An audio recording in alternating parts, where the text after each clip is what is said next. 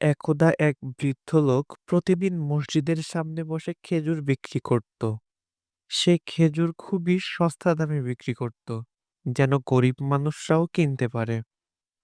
একদিন এক যুবক এসে তাকে বলল, চাচা, আপনি এত সস্তা দামে খেজুর বিক্রি করছেন কেন? এত এতে লাভ কি হয়?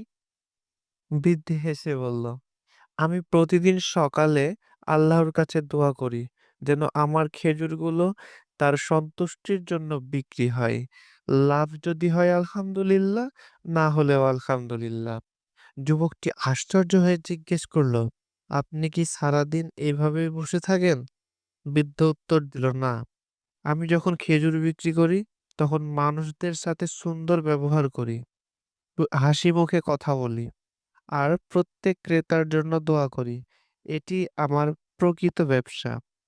পরের দিন সেই যুবক মসজিদে এসে দেখে বৃদ্ধ আর নেই। মানুষ বলছে তিনি গত রাতে ইন্তেকাল করেছেন। কিন্তু আশ্চর্যের ব্যাপার হলো, সেদিন তার বিক্রি হওয়া সেই খেজুরের ওপর একটি কাগজ লেখা ছিল। কাগজে লেখা ছিল, যে আল্লাহর ওপর ভরসা রাখে, আল্লাহ তার জন্য যথেষ্ট। সূরা আত তালাক, আয়াত